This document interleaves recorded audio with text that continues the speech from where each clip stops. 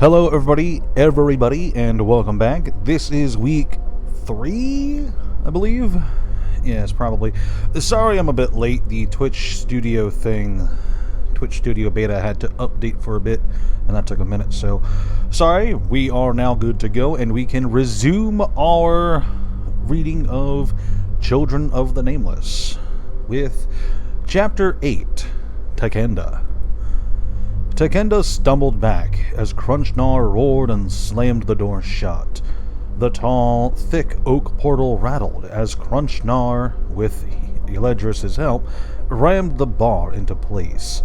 Crunchnar then unhooked a small round shield from his back and slipped a wicked sword from its sheath. Eledris fell in beside him, spear held before her, wings stretching and then settling in a relaxed posture. Miss Highwater peeked through a small window beside the doorway. The glass was thick, the opening narrow. "This is novel," she said. "I've never been on this side of a church assault before." Davriel joined her, and Takenda stepped up, but the window was too narrow for her to get a good view. "Lord Greystone," a woman's voice shouted from just outside, "do not pretend to hide. Our scouts saw you inspecting your foul handiwork in this poor town. Your hour of reckoning has arrived. No longer will you terrorize the approaches. Come out and submit to judgment in the name of the Archangel Sigarda and the host of cleansing." "Greystone," Miss Highwater said. "That's the alias you gave when—" "I visit the Prioress," Davriel said, his expression darkening. "It grows increasingly obvious that she and I will need to have words. Can you get a count of how many are out there?"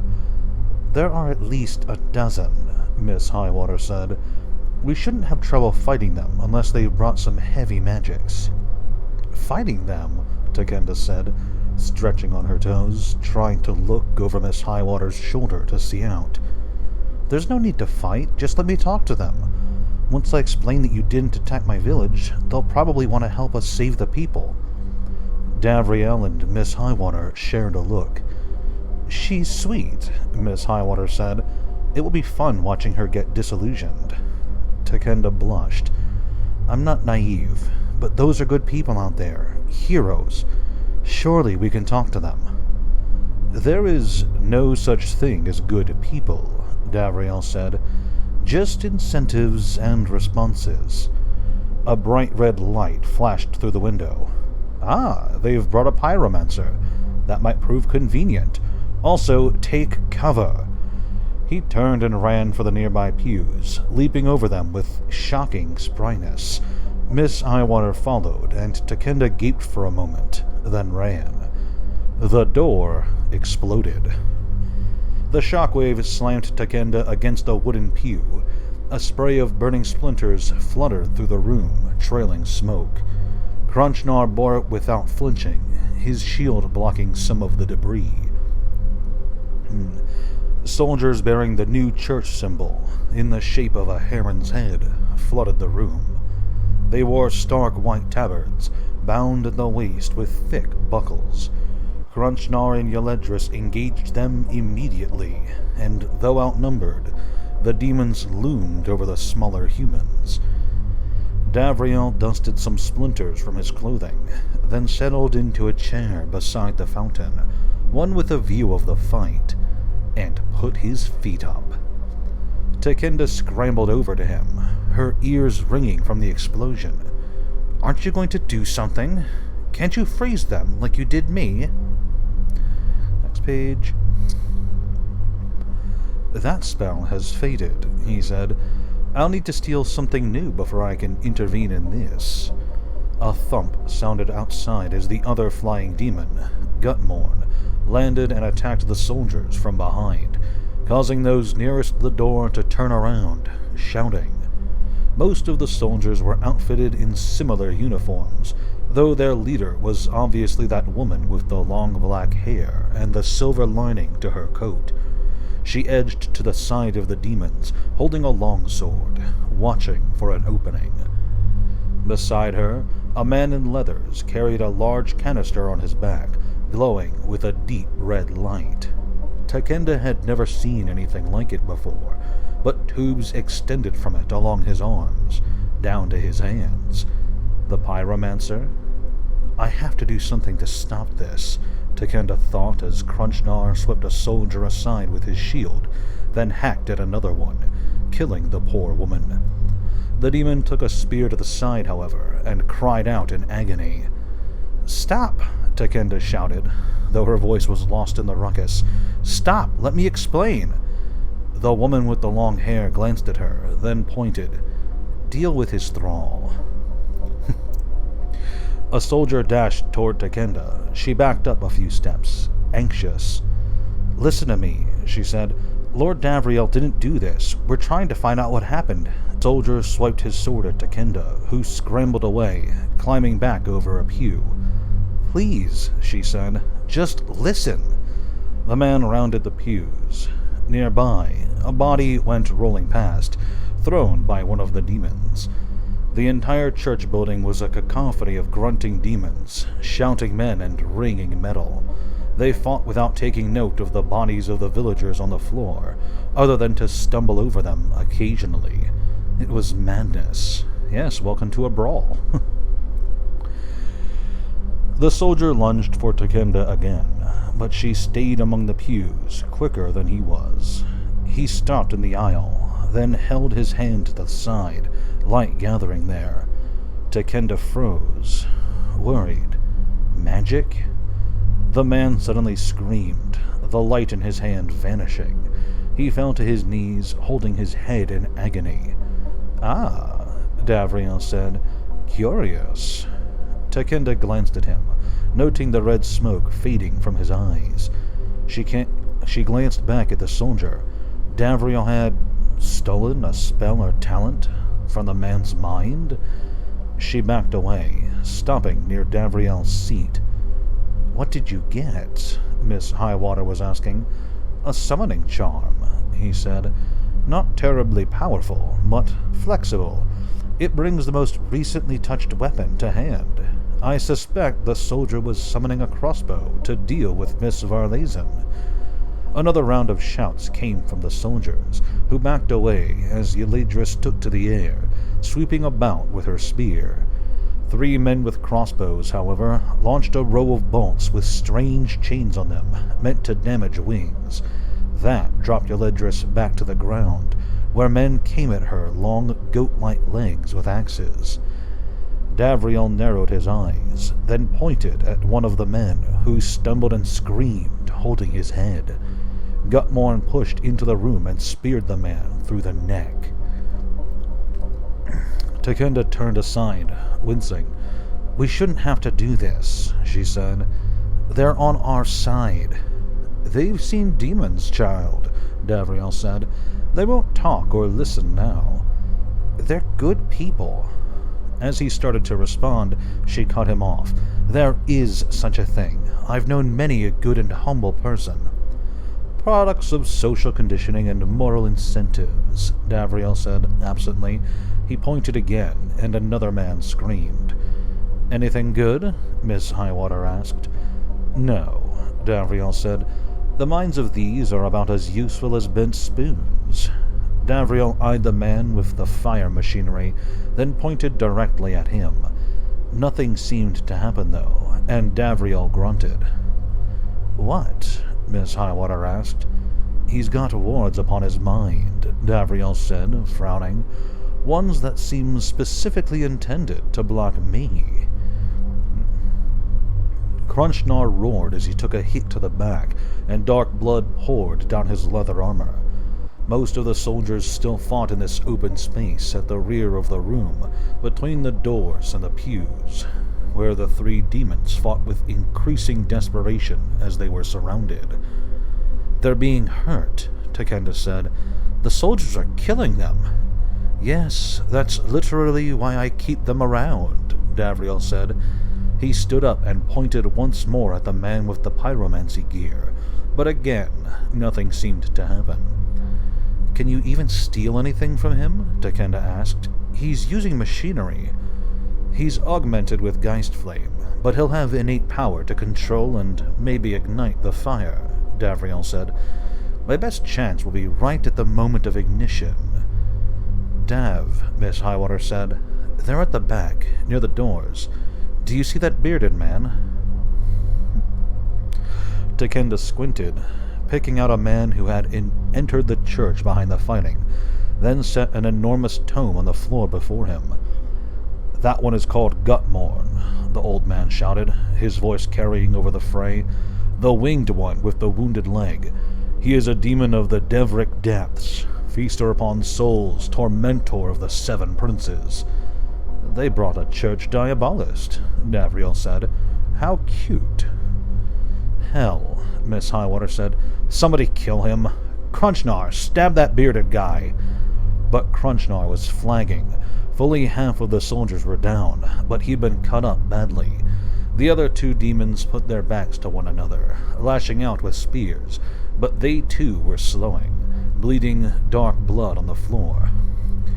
That's Yeledris Bloodslave, the old man shouted. The other winged demon, also from the Devric depths. They are not immune to fire. Grart, the tome is certain. So much death, so much pain. Again it threatened to overwhelm her. Uncertain what else to do, Takenda stepped forward and found herself humming. Maybe it would help to sing? You'll see them dead if you do that, Davriel said. Your ward will stun the demons and let the soldiers finish them off. A demon has no soul. Destroy it, and it is gone forever. Takenda hesitated. Surely there was a way to stop this. Surely there was a way to make them... Hands seized her from the side and shoved her to the ground. She gasped. She'd been so focused on the demons, she hadn't seen the woman with the long hair, who had snuck up along the pews.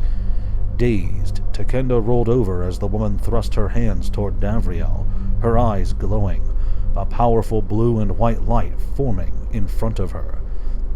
Davriel shoved Miss Highwater aside. A blast of light exploded from the demon hunter and washed over him, like a column of purity, tinged faintly blue. And now you shall finally rest, immortal monster, the woman shouted. The light faded, leaving Davriel standing there in his puffy shirt, purple cravat, and long cloak.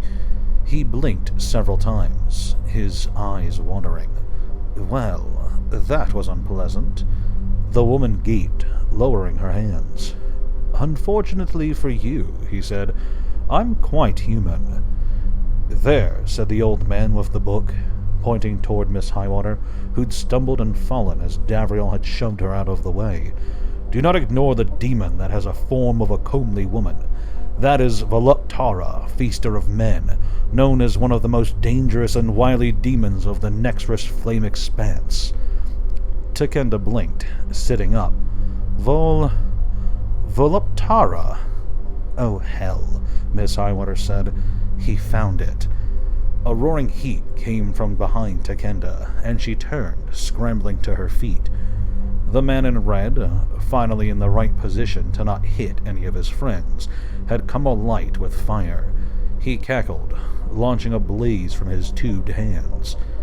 It engulfed Yeledris completely, a terrible, raging inferno jet that, when it finally faded, left only bones and some buckles. Gutmorn screamed in agony, a shockingly human sound, while the remaining soldiers cheered. Need a sip of water.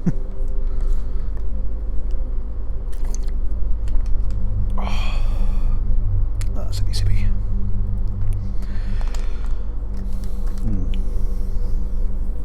Their leader turned back to face Davriel again, and raised her hands to summon her light, as if to try to prove to herself that it would work this time. I believe, Davriel said. That is enough. He pointed, stabbing his fingers toward the lead woman. Her light went out and she screamed, falling to her knees. Again, Takenda noted that Davriel himself winced in pain as he stole the woman's power, as if he shared in her agony. Davriel dealt with the pain far better than the woman. He kicked her aside, and Miss Highwater leapt forward, producing a knife from her belt. She dealt with the unfortunate woman, and Davriel picked his way toward the demons. Another soldier came for Davriel, but he snapped his fingers, red smoke clouding his eyes, and his cane appeared in his hand.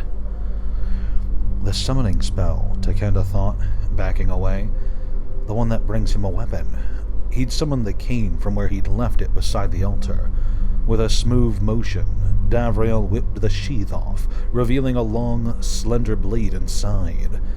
The soldiers stabbed at Davriel, who didn't dodge, but instead lunged forward in a dueling stance, driving his sword straight through the soldier's neck. The man scored a hit on Davriel, stabbing him through the side, but Davriel didn't seem to mind. He slid his sword from the man's neck as he tumbled and died. The pyromancer roared, turning his weapon on Davriel, but the Lord seemed to have been waiting for this, for as the pyromancer focused on charging up his flames, Davriel stabbed his fingers at the man. The fire went out, and the man stumbled as if he'd been punched. Then he looked befuddled as he inspected his tubes. A second later, a blast of flame from Davriel's hand vaporized him, along with a large swath of pews behind. The remaining 3 soldiers had seen enough. They scrambled away out the door, leaving a bleeding Crunchnar and Gutmorn among the corpses. The demons sagged under the weight of their wounds, sighing. That left only the old man with his tome, who was still kneeling on the floor, frantically flipping pages. He slowed as he looked up and found Davriel standing above him. The church had again become quiet, silent, save for the crackling of flames from the burning pews. Davriel loomed over the old man, then rubbed his fingers together, causing a small flame to rise between them. Takenda gasped, then dashed across the room and grabbed Davriel by the arm. "No," she said. "Just let him go." Davriel didn't respond. His eyes clouded red, with no pupils, and he seemed a demon himself standing there. "What do you gain by killing him?" Takenda asked. "His words cost me a valuable servant," Davriel said. "I'm simply responding to incentives. Let's see if you have any useful talents, old man." He snapped his fingers forward, and the old man screamed, holding his head. This time, Davriel didn't so much as flinch, but he also held the moment, as if continuing to invade the old man's mind, driving the pain deeper and deeper. The old man writhed in agony. "Please," Takenda said. "Please." Davriel glanced at her, held for a moment, his eyes clouding a deep gray black. Then he snapped his fingers. The old man collapsed, groaning, but his immediate pain seemed to have ended. Davriel picked up the old tome and handed it to Miss Highwater, who was tucking away her knife. The old man managed to climb to his feet, and Davriel didn't do anything to prevent him from fleeing out the door. Chapter 9. Takenda. Takenda forced herself to keep moving, to try not to think too hard about what had happened. She instead decided to check on the bodies of the villagers and the priests, while the demons nursed their wounds at the front of the old church. Still, she couldn't keep herself from glancing at the bodies of the fallen soldiers, and each time she did, she felt sick. She was accustomed to the hardships of life in the approaches, but there was something disturbingly brutal about these corpses, men and women slain in battle. How many horrors could she witness in one night before she collapsed beneath it all? Just keep going. Help those you can, she thought, rolling over Ulrich the cobbler and settling him beside his family. Don't think about how, under any other circumstances, you'd have hailed the demon hunters as heroes. She squeezed her eyes shut and took a few long, deep breaths. She would keep going. She had to. She was the villagers' protector. She'd been chosen for this. She opened her eyes and sat back on the hardwood floor. So far as she could tell, none of the comatose villagers had been harmed during the skirmish. The closest any had come to danger was when Davriel had unleashed his stolen pyromancy. She'd used Ulrich's cloak to beat out the flames nearby. Nearby, Gutmorn limped through the ashes, his leg wrapped in a bandage. The lanky demon knelt down, tenderly lifting something from the black char, a horned demonic skull. Ash flaked from it as Gutmorn lifted it to his face, and a low groan escaped his throat, an anguished, raw sound. His terrible eyes closed, his head resting lightly against the skull, and his posture crumpled into a stoop. Takenda could almost see humanity in the poor thing. "Gutmorn," Davriel said from the front of the church, "your leg wound is bleeding through that bandage. The cut is deeper than you indicated." The demon didn't stir. "Return to the manor," Davriel said. "Get that wound sewn up and warn Gwyndolin that some of the hunters escaped us. They could decide to look for easy pickings at the manor." Gutmorn stood up. Wordlessly, still cradling the skull, he limped from the broken church. Miss Highwater reached up and rested a hand on his shoulder as he passed, and though the taller demon didn't look at her, he did hesitate beside her. Takenda felt as if she were intruding on a personal moment where she didn't belong. Gutmorn finally vanished out into the night, and the sound of beating wings announced his withdrawal. Davriel strode through the room and inspected Crunchnar. The burly, flightless demon was carefully wrapping his forearms in a bandage. He'd taken far more punishment than Gutmorn, but seemed indifferent to his wounds. "Don't even think about sending me away," he growled at Davriel. "I'll heal this up within the hour, and I won't leave you alone. You'll end up getting killed early and breaking our contract." "Alas, you've caught me in my design," Davriel said. "It has forever been my intent to seek suicide merely as a means of inconveniencing you." Crunchnar growled, as if believing it to be true. "So far," Davriel added, "the noxious air of your presence has not been enough to do me in, but I am nothing if not determined, so I shall find another method." He turned toward Takenda. "Do you require more time for recovery, Miss Varlazen?" "I'm fine," she lied, standing up. "You wouldn't be with us if that were true," Davriel said, then pointed into the night with his cane. "But let us be off. There is no more to learn from the dead. At least, not the kind who cannot speak." They struck out into the night, Miss Highwater carrying the lanterns. Davriel's former reluctance appeared to have vanished.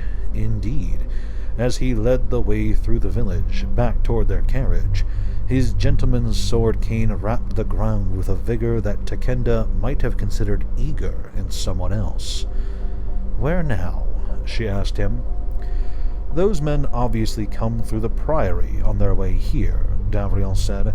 "Some had wards upon their mind to protect against my talents. I was already intent upon visiting the priory, both to ask after this priest who claims to have seen me, and to see the prioress. She has magical talents that help in interacting with spirits. The arrival of these hunters reinforces my decision. The prioress has several questions she must answer." "You aren't going to kill her, are you?" "I think it shall depend greatly upon her response." He slowed in the night, and Takenda drew up beside him, confused, until she saw the carriage ahead, or, more accurately, the gruesome figure beside it. Poor Brarig, the small, simple-minded demon, had been discovered by the hunters, likely before their assault upon the church. His deformed corpse had been nailed to a nearby door, his head removed and placed beside the flickering lantern on the ground. The mouth had been stuffed with what appeared to be garlic. Davriel didn't make a noise, though his hand upon the knob of his cane tightened until it trembled, the knuckles white. "These," he said softly, "are your good people, Miss Varlesen. Would that both gods above and demons below could protect me from good people. A man dubbed evil will take your purse, but so-called good people will not be content until he has ripped out your very heart." She stepped back. There was no threat in his voice, indeed. He spoke with the same light-hearted tone as ever, and yet, since their strange meeting, she had lost most of her fear of him until that moment. Standing on the roadway, the light of the lanterns somehow failing to reach his face. In that moment, he seemed to become a shadow itself, so cold as to smother all warmth. Then he spun, strange cloak fluttering around him, and stalked to the carriage, its horses, fortunately, neither accosted nor stolen. Takenda followed, hesitant, shooting one last glance at Brarig's corpse. She would bury it, she decided, once her village had been rescued. The small demon had been kind to her. Certainly, he hadn't deserved such a fate. Hadn't he, though, she thought, climbing into the carriage. He was a demon. Who knows what horrors he committed over the course of his life? She didn't know, and neither had the hunters. Perhaps that was what left her so uncomfortable. But what were they supposed to do? Ask a demon to list his crimes before destroying him? In this land, you didn't have time for such niceties. If you didn't strike quickly, the things that moved in the forest would claim your life before you had a chance to speak. And thus, the night made monsters of them all. Crunchnar was already looking better. He took the driver's seat, causing the carriage to groan beneath his weight as he settled in. Miss Highwater again sat inside the carriage, a small lantern hanging beside her head, giving light as she opened her notebook ledger and started writing. Takenda climbed in last, checking on her viol, which she left on the seat. The carriage lurched into motion, and Takenda found the following silence overpowering. She searched for something to say, and blurted out the first thing that came to her, though upon reflection, it might not have been a wise choice. "So," she said, "Voluptara." Miss Highwater paused in her writing, and Davriel, sitting on the seat beside Takenda, chuckled softly. "You heard that, did you?" Miss Highwater asked. "They name themselves," Davriel said, leaning toward Takenda. "If you couldn't guess from that Crunchnar and his fine, extremely creative moniker." "I was young," Miss Highwater said. "It sounded impressive." "To a 16-year-old boy, perhaps," Davriel said, "which was exactly the point. Remember, I was only 12 days old. I'd like to have seen you do better." "The Solterix," Davriel said idly. "Lashiazori." "Can we stop the carriage?" Miss Highwater said. "I need to go find that demonologist and nail his tongue to something. Bosom heavier." "Oh, stop," Miss Highwater interrupted. "You're making the child blush. Look, why don't you tell me the answer to Brarig's riddle? The devils have a betting pool going." "Oh, that?" Davriel said. "It was a specific rock I saw once in Caberlin, shaped like a gourd." "That's oddly disappointing," Miss Highwater said. "How would he have ever guessed that?" "He couldn't have, which is rather the point." Davriel eyed Takenda, and her confusion must have been obvious, for he continued. "Each of the demons has a contract with me, and the one whose conditions are fulfilled first gets claim upon my soul. Crunchnar, for example, earns my soul only if I live until 65 without dying. Which is clever, Miss Highwater said, because it gives Crunchnar ample reason to protect him. Brarig got to claim my soul if he answered the riddle I gave him, Davriel said. He didn't place any stipulations on what the riddle could be, unfortunately for him. I still think that was intentional, Miss Highwater said. He was always happiest when he had a master to serve long term. It gave him purpose. The riddle, Davriel said, was what am I thinking of right now? That's not a riddle, Takenda said. He accepted it as one, Davriel said, so it satisfied the contract. But there are no clues, Takenda said. There isn't even any context. It could be literally anything, or technically nothing, and you could just change the answer if he happened to guess right. That, at least, he couldn't do, Miss Highwater said. Davriel had to write the answer on the contract before burning it to seal the pact. Anyone else summoning the contract to read would find that spot indecipherable. But if Brarig guessed right, he'd have instantly known. That said, he only got 5 official guesses a day, and of course, Davriel picked something virtually impossible to get right. She shook her head. You were pulling for him, weren't you? Davriel said, amused. He didn't seem to care at all that they were discussing the fate of his soul.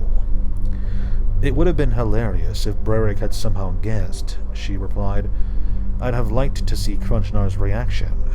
You know, I half expected you to give the answer to Brarig the day before your 65th birthday, just to make Crunchnar explode in frustration. Ah, Davriel said, then spoke very softly, glancing upward toward the driver's position of the carriage. My dear, do you really think that I'd sign a contract that gave Crunchnar a chance at my soul, even if I did reach 65? I've read the contract, Miss Highwater said. It's airtight. The definitions are specific. The contract spends 2 pages on defining times, measures, and ages. She trailed off as Davriel settled back, smiling. How? She hissed. How did you trick him? He gets my soul, Davriel whispered, if I live to 65 without dying. Ah, hell, Miss Highwater said, her eyes widening. You've died once already, haven't you? How? Davriel just continued to smile. All that talk of times and measures in the contract, Miss Highwater said. It was just a distraction, wasn't it? I never realized. Hellfire, and they call us demons. Takenda looked from one to the other as the carriage bounced over a bridge. What a bizarre conversation. So, she said, frowning, what's your stipulation, Miss Highwater? She said, turning back to her ledger. Oh, I can claim Davriel's soul once I manage to seduce him. Takenda felt a spike of surprise, then blushed furiously. She clutched her viol, then looked from Davriel to Miss Highwater.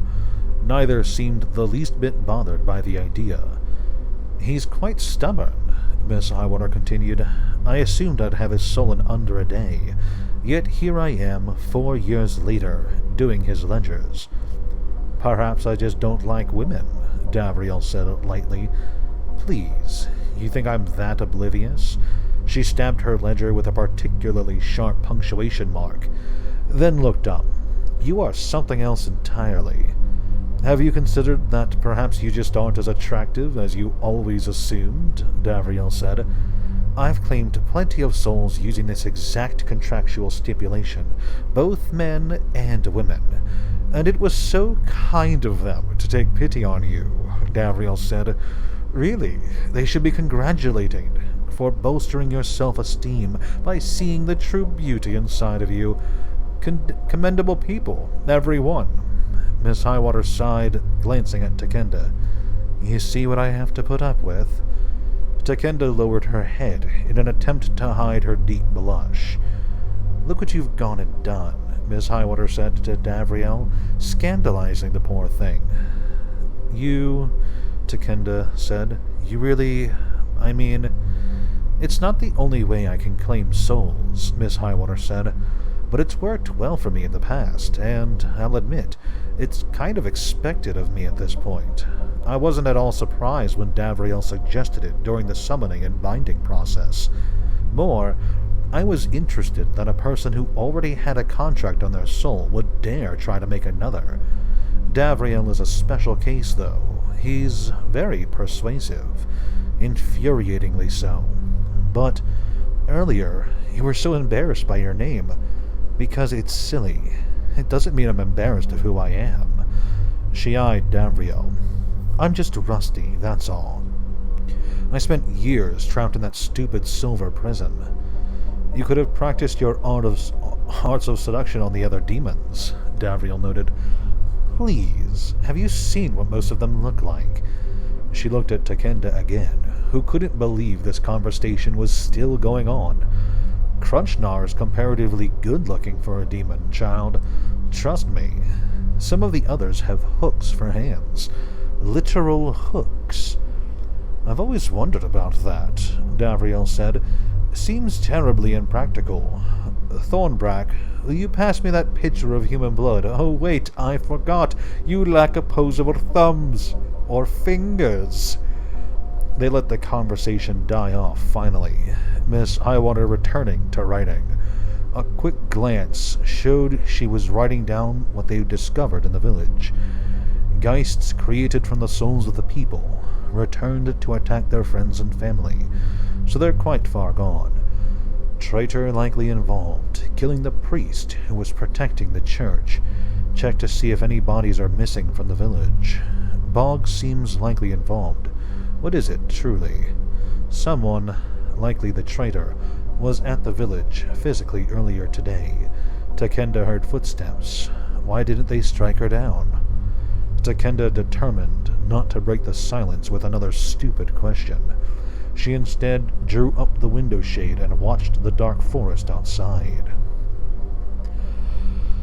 A fancy scholar from Thraben had once come to draw maps of the approaches. He'd tried to name the forests closest to them the Varlesian Wood, but they forced him to cross it out. The woods weren't theirs. Nobody could own these woods. The soldiers shouldn't have killed Brarig, Takenda said softly. Maybe we humans have been hunting for so long. We've learned how to survive at the expense of remembering what it means to be human. To be just and good. Davriel snorted. Being good is simply a method used to signal that one is willing to conform to societal norms. Agreement with the crowd. Look at any history book, and you'll discover that the threshold for acceptable conformation varies widely depending on the group. You said yourself that stealing the talents of good people is harder for you, Takenda said, so goodness must exist. I said that it is more painful for me to use talents leached from people who view themselves as pure, which is a different thing entirely. I knew good people, Takenda said softly, in the village. The same village that locked you outside at night, Davriel said, leaving a child to face the horrors of the forest alone. It was my fate, Takenda said. I was chosen by the bog, and I have to follow my destiny. Destiny, Davriel said. You need to learn to abandon this nonsense, child. You people put too much stock in fate. You must choose your own path. Make your own destiny. Stand up and seize life. Stand up, Takenda said. Seize life? Like you do, sitting alone in your manor, seizing the occasional nap? Miss Highwater stifled a laugh at that, earning her a glare from Davriel. He looked back at Takenda. Sometimes the most honorable choice a man can make is to do nothing at all. That's contradictory, Takenda said. You want to justify being impassive while better people die. You want to pretend that nobody is good so that you don't feel guilty for ignoring their pain. That will be enough, child, he said. She turned away from him, looking out the window once more. But he was wrong. She had known people who were good, her parents, and their simple love of making clothing. Willia, who had been determined to learn how to force back the darkness, so it could never make anyone frightened again. One way or another, tonight Takenda would see Willia and the others restored. All right, That's 2 more chapters down. I hope everybody had a fantastic time following along with me as I read these. We are now on chapter 10, at the halfway point of the book approximately. I hope you guys enjoyed, sincerely. I will talk to you guys next week. Thank you very much once final time, and have a great day.